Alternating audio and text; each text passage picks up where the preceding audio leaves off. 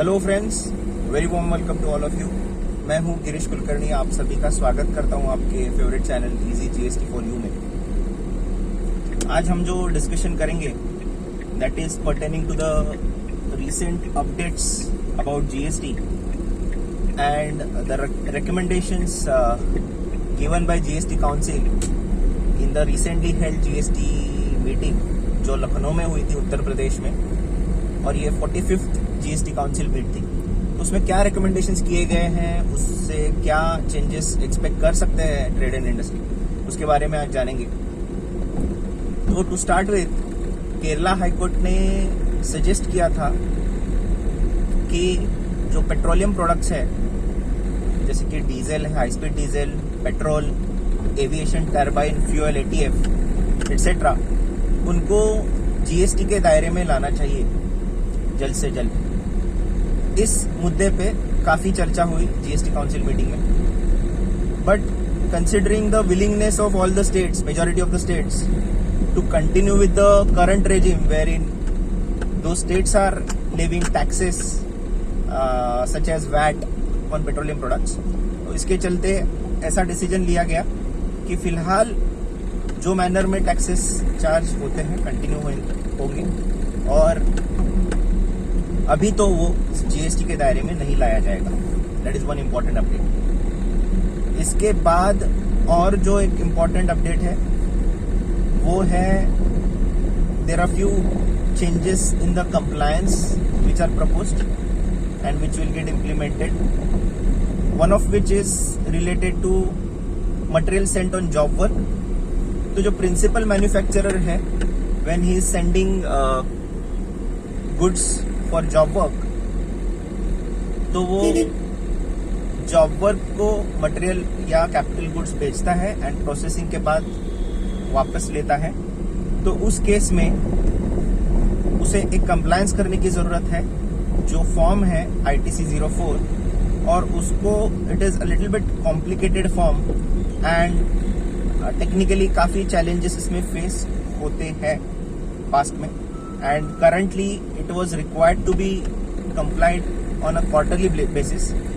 तो उसमें कई रिप्रेजेंटेशंस ट्रेड एंड इंडस्ट्री की तरफ से दिए गए थे, जिसमें ये फॉर्म को रद्द किया जाए या कैंसिल किया जाए, ऐसा एक रिकमेंडेशन था। लेकिन जीएसटी काउंसिल ने जो उस पर डिसीजन लिया है उसमें ऐसा रिकमेंड किया है कि उसमें दो कैटेगरीज रहेंगे। Principal manufacturer having annual aggregate turnover of the preceding year below 5 crores, तो उनको साल में सिर्फ एक बार वो कंप्लायंस करना है, वो फॉर्म भरना है। और जो principal manufacturer having aggregate annual turnover above 5 crores, उनको 6 मंथली कंप्लाई करना है, मतलब साल में 2 बार करना है। तो इंस्टेड ऑफ क्वार्टरली ऐसे फ्रीक्वेंसी रहेगी, तो इसमें थोड़ा रिलीफ दिया गया है। इसके बाद GSTR 1 जो फाइल करते हैं हम लोग, तो काफी बार ऐसा होता है कि वर्किंग कैपिटल के स्ट्रेस के वजह से या कुछ इश्यूज की वजह से taxpayer prefers to only file GSTR 1 and not GSTR 3B। तो पहले ऐसा था कि 2 GSTR 3B कंटिन्यूसली 2 पीरियड्स को हम लोग नहीं फाइल करते हैं, तो आगे GSTR 1 फाइल नहीं कर सकते टेक्निकली, वैसे ये किया था। बट अभी उन्होंने किया है, एक भी अगर 3B प्रीवियस पीरियड का पेंडिंग है तो the taxpayer will not be in a position to file GSTR 1। So इसमें भी एक थोड़ा स्ट्रिक्ट किया है उन्होंने प्रोविजन को। इसके बाद इंटरेस्ट के चलते एक इम्पॉर्टेंट बदलाव है जो समझना काफी जरूरी है, जहां पे इनपुट टैक्स क्रेडिट अवेल किया है। अवेल ऐसा टर्म डिफाइंड नहीं है जीएसटी लॉ में, बट अवेल का मतलब है कि इलेक्ट्रॉनिक क्रेडिट लेजर में मैंने इनवॉइस के अगेंस्ट इनपुट टैक्स क्रेडिट लिया हुआ है, लेकिन अगर मैंने वो यूटिलाइज नहीं किया है, ओके, मतलब मैंने ऑफसेट नहीं किया है अगेंस्ट माय जीएसटी लायबिलिटी उस इनपुट टैक्स क्रेडिट को, तो उस केस में अगर वो इनपुट टैक्स क्रेडिट गलत है या इनएलिजिबल है तो उसको रिवर्स करना पड़ता है। लेकिन the department used to ask for interest at the rate of 24% considering the provisions of section 50 on such wrongly availed input tax credit. But अभी जो बदलाव है उसको कंसीडर करते हुए इस पे इंटरेस्ट तभी चार्ज किया जाएगा अगर ये इनपुट टैक्स क्रेडिट अवेल करके यूटिलाइज भी किया है, मतलब इट इज यूटिलाइज्ड टू पे द जीएसटी लायबिलिटी, तभी उस पे इंटरेस्ट चार्ज होगा, नॉट अदरवाइज। मतलब किस केस में नहीं होगा, अगर इलेक्ट्रॉनिक क्रेडिट लेजर में उसको अवेल किया हुआ है बट यूटिलाइज नहीं किया हुआ है तो इंटरेस्ट चार्ज नहीं होगा। That reminds me of the commercial steel judgement by Patna high court Bihar, जहां पे ट्रांजिशनल क्रेडिट को लेके इशू था कि ट्रांजिशनल क्रेडिट उन्होंने लिया था और उसके बाद उसको यूटिलाइज ना करते हुए रिवर्स किया था, तो डिपार्टमेंट ने उनसे इंटरेस्ट आस्क फॉर किया। उन्होंने मैटर हाईकोर्ट तक लेके गए और हाईकोर्ट ने ये डिसीजन दिया था कि it is very much wrong to charge interest on something which is not utilised और नॉट टेकन बेनिफिट ऑफ। तो ये काफी अच्छा और अप्रिशिएटेड है कि ये जो डिसीजन है उसको लेके। और एक इम्पॉर्टेंट बदलाव ये है कि डेबिट नोट्स रिलेटेड है।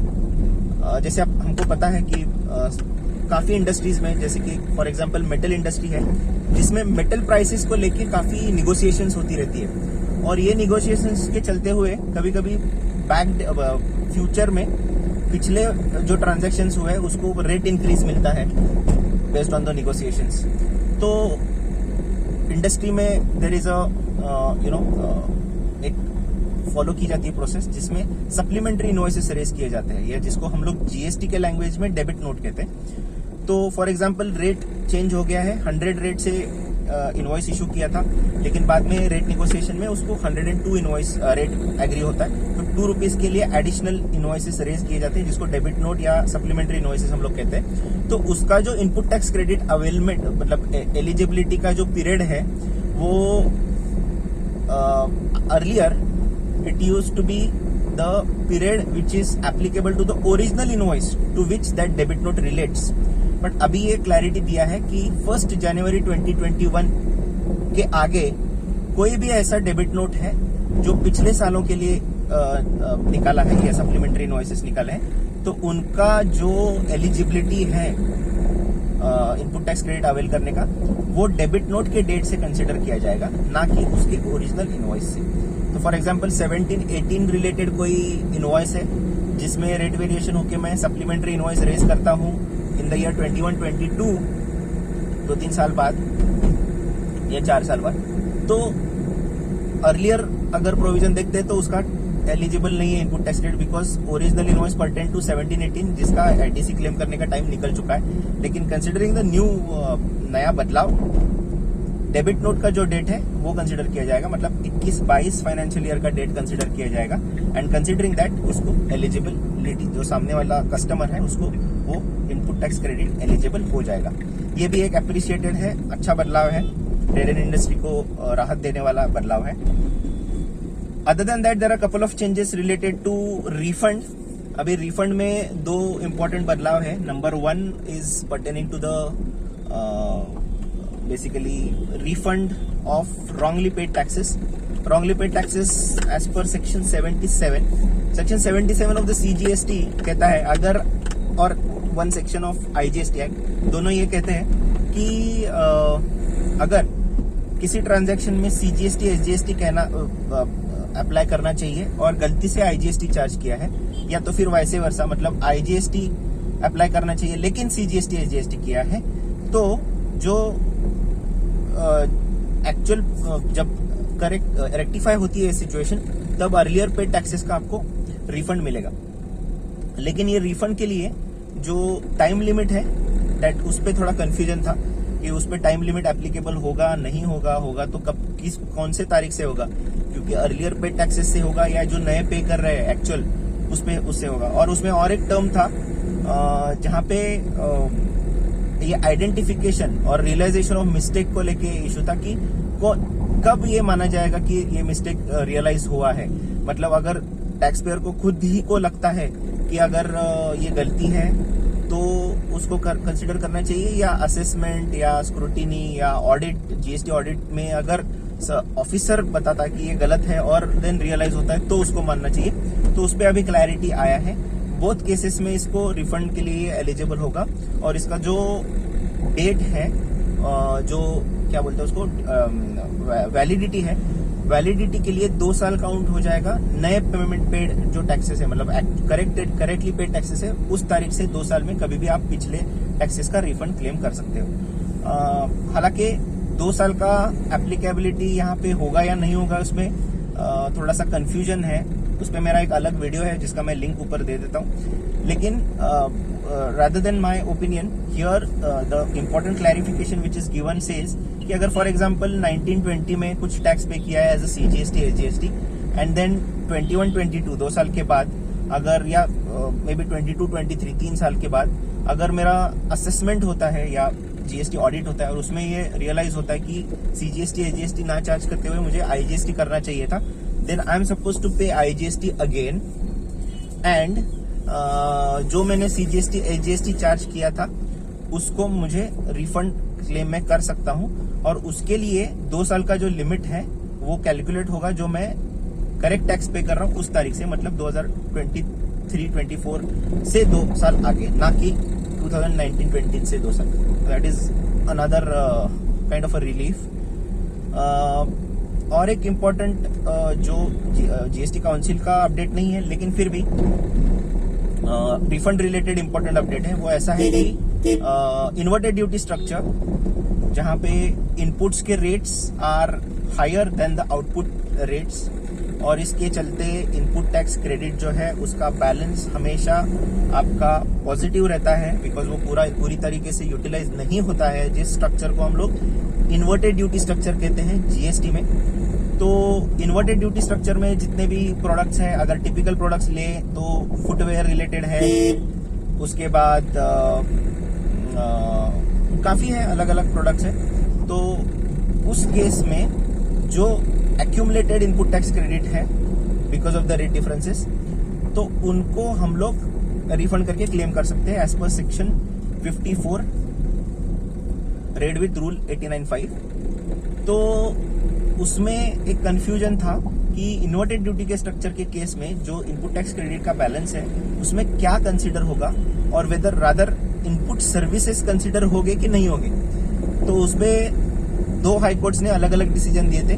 गुजरात हाई कोर्ट ने डिसीजन दिया था कि हाँ होना चाहिए, और मद्रास हाई कोर्ट ने डिसीजन दिया था TVL वेंचर्स के केस में कि नहीं होना चाहिए, सिर्फ इनपुट्स का मिलेगा।